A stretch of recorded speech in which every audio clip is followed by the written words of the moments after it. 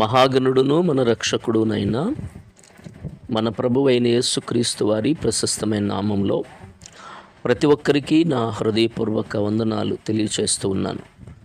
Emmanuel prayer home ministries ద్వారా దేవుడు ప్రతి ఉదయము ఈ విధంగా దేవుణ్ణి స్తుతించి ఈ ప్రియులర దేవుడు మనకు అనుగ్రహించిన ఈ సమయాన్ని బట్టి దేవునికే మహిమా ఘనత ప్రభావాలు ఆయనకే చెల్లునుగాక.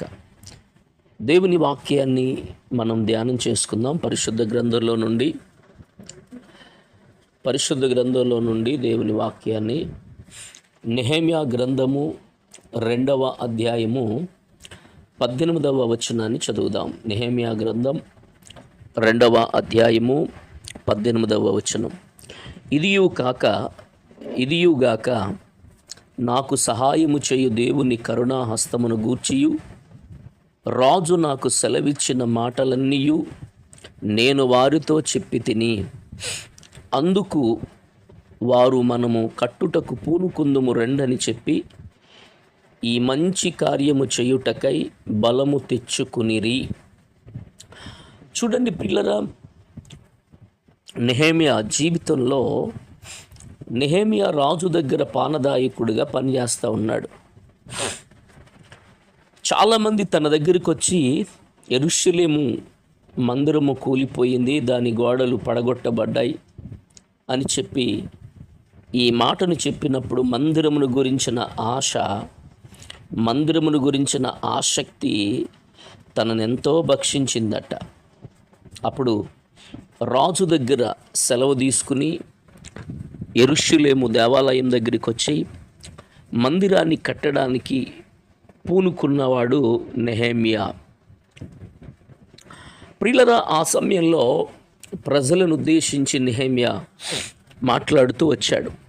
ఏమని అనంటే, ఇదియుగాక నాకు సహాయము చేయు దేవుని కరుణా హస్తమును గూర్చి. నాకు సహాయం చేసింది ఎవరు? సహాయము చేసేదెవరు? కరుణాహస్తము, దేవుని కరుణాహస్తం.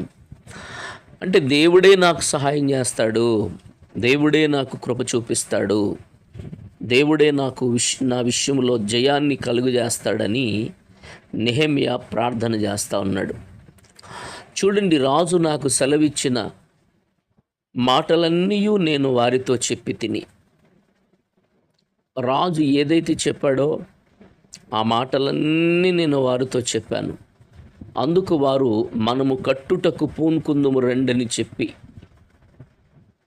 ఏ మాటలైతే రాజు చెప్పాడో ఆ మందిరము గురించి అదే మాటలు నెహెమ్యా ప్రజలతో మాట్లాడుతూ వచ్చాడు. ఎప్పుడైతే ప్రజలతో మాట్లాడుతూ వచ్చాడో, ఇప్పుడు ప్రజలందరూ ఏక మనస్కులై ప్రజలందరూ అంటున్నారు ఏమని? మనము కట్టుటకు పూనుకుందుము రండి అని చెప్పి ఈ మంచి కార్యము చేయుటకు బలము తెచ్చుకునిరి. ప్రియులరా, కట్టుటకు పూనుకుందుము రండి. ఏదైనా ఒక పని చేస్తే, ఏదైనా ఒక పనిని పూనుకుంటే ఆ పని చేయడానికి ముందుకొచ్చేవాళ్ళు కావాలి దేవునికి. ఆ పని కొరకు ముందుకు రాగలిగిన వాళ్ళు కావాలి దేవునికి. ఆ పని చూసి భయపడి వెనకకి వెళ్ళిపోయే వాళ్ళు దేవునికి అక్కర్లేదు. కనుక నెహెమ్యా లాగా ముందుకొచ్చి మనము కట్టుదాం అని చెప్పి, లేక మనం ఈ పని చేద్దాం అని ముందుకొచ్చి చెప్పగలిగిన వారు ఈ రోజున ప్రభువుకి అవసరం. నెహెమ్యా మాట చెబుతున్నాడు. వెంటనే ప్రజలు అంటారు కదా, మనము కట్టుటకు పూనుకుందాం రండి అని చెప్పి ఈ మంచి కార్యము చేయుటకు బలము తెచ్చుకునేది. లోకంలో పనికిరాని కార్యాల కొరకు వృధా చేస్తాడు డబ్బుని, పనికిరాని కార్యాల కొరకు వృధా చేస్తావు సమయాన్ని, పనికిరానటువంటి పనుల కొరకు నీ జీవితంలో ఎన్నో తిప్పబడతా ఉంటావు. అది పనికొచ్చే మంచి పని కొరకు, మంచి కార్యము కొరకు ముందుకు రామను. మంచి పని కొరకు ముందుకు రాము. మంచి కార్యం జరిగిస్తున్నారు అనంటే దాన్ని ప్రోత్సహించమను. కాబట్టి దేవుడు ఏమంటున్నాడు తెలుసా? నీ జీవితంలో నువ్వు చేయాలనుకున్నటువంటి మంచి చెయ్యగలిగి ఉంటే అది చెయ్యి, లేదంటే కీడు చేయడానికి మాత్రం ప్రయత్నం చేయొద్దు. ఈ మంచి పని కొరకు వాళ్ళు బలము తెచ్చుకున్నారు. ఈ మంచి కార్యం, మందిరం కట్టడం మంచి కార్యం, సభలు పెట్టడం మంచి కార్యం, ప్రియుల దేవుని పనిలో ప్రోత్సహించడం మంచి కార్యం. ఇది ఈ మంచి కార్యం కొరకు పని పూనుకున్నారు. ఇక్కడ మనం ఆలోచన చేస్తే కనుక, మనం పని చేస్తున్నప్పుడు కొంతమంది వ్యక్తులు మనలను, మన పనిని నిరాశపరచడానికి కొంతమంది ఉంటారు. చదవండి 19వ వచనం.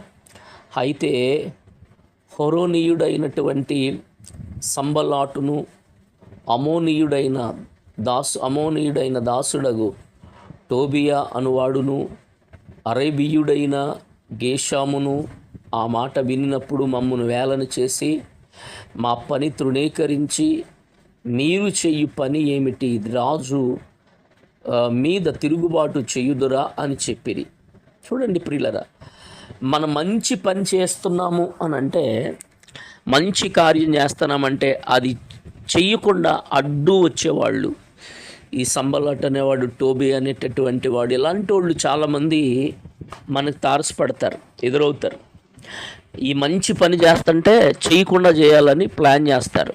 కాబట్టి ఎంతమంది నిన్ను ఆటంకపరిచినా, ఎంతమంది నీ పనికి అడ్డొచ్చినా, ఎంతమంది నువ్వు పని చేయకుండా లేక దేవునికి సహకరించకుండా ఎంతమంది అడ్డుగా నిలబడినా, నువ్వు చెయ్యవలసింది మాత్రం దేవుని కొరకు చెయ్యి.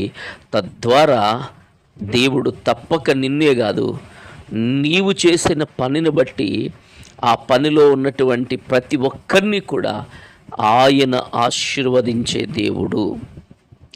ఆమెన్, హల్లెలూయా. నిజంగా ఎంత అద్భుతమైన మాట చూడండి. కాబట్టి దేవుని కొరకు ప్రయాసపడిన వ్యక్తులై ఉండాలి. ఎంతోమంది నీ పనిని చూసి అలన చేయొచ్చు, ఎంతోమంది నీ పనిని చూసి ఏమవుతుంది నీ వల్ల అనవచ్చు, నువ్వేం చేయగలవు అని అనవచ్చు, నీ వల్ల ఏమవుతుంది, నువ్వేం చేయగలవు, ఇది నీకు సాధ్యమా అని నిన్ను ఏలన చేయొచ్చు, ఎక్కరింత పాలు చేయొచ్చు, నీ మీద నిందయ్యొచ్చు, అవమానపరచవచ్చు. అయినా భయపడకు, నీ పక్షంగా నిలిచేది దేవుడు, ది విషయంలో కార్యం చేసేది దేవుడు. నీకు ఉన్నతమైన అద్భుతాన్ని, ఉన్నతమైన దీవెనను కలుగజేసేది ఎవరు అనంటే దేవుడే. అందుకే వాక్యం ఏం చెబుతుంది అనంటే, నీ ఆత్మీయ జీవితంలో దేవుని కొరకు నిలబడే వ్యక్తిగా ఉంటే గనుక, ఎన్ని ఆటుపోటులు జీవితంలో వచ్చినా, ఎంతమంది నీ మీద నిందలేసినా, ఎన్ని అవమానకరమైన మాటలు మాట్లాడినా, నువ్వు మాత్రం దేవుణ్ణి వదిలిపెట్టవు, నువ్వు మాత్రం దేవుణ్ణి విడిచిపెట్టవు, నువ్వు మాత్రం దేవుని కొరకే బ్రతుకుతావు. కాబట్టి మన జీవితాల్లో ఇంకను దేవుని కొరకు నిలబడేవాళ్ళు, ఇంకను దేవుని కొరకు ప్రయాస కలిగిన వారై క్రీస్తు కొరకు నిలబడాలని దేవుడు కోరుతున్నాడు, దేవుడు ఆశపడుతున్నాడు. కాబట్టి నీ జీవితంలో దేవుని ప్రసన్నత కావాలి అనంటే నువ్వు దేవుని మాట వినాలి. దేవుని కృప నీవై కుమ్మరించబడాలి అంటే దేవుని మాట వినాలి. అందుకే వాక్యం సెలవిస్తుంది కదా, నెహెమ్యా అంటాడు కదా, కట్టుటకు పూనుకుందుము రండి. ప్రియులరా, దేవుని కరుణాహస్తము ఇది నా వల్ల అయితే కాదు, ఇది నా వల్ల నేను చేయలేను, ఇది నా వల్ల అయితే కాదు, కానీ దేవుడే చేస్తాడు, దేవుడే కార్యం జరిగిస్తాడు, దేవుడే అద్భుతం చేస్తాడు. ఆయన వల్ల మాత్రమే అవుతుంది.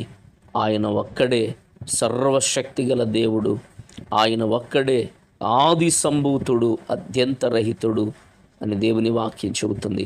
కాబట్టి ప్రతి ఒక్కరి విషయంలో దేవుని చిత్తానికి లోబడి, దేవుని ప్రణాళిక చొప్పున జీవించి బలపరిచి క్రీస్తు కొరకు ఉండాలని ఆశ కలిగిన ప్రతి ఒక్కరూ ఆయనలో నిలబడాలని దేవుని పేరట నేను కోరుకుంటూ ఉన్నాను.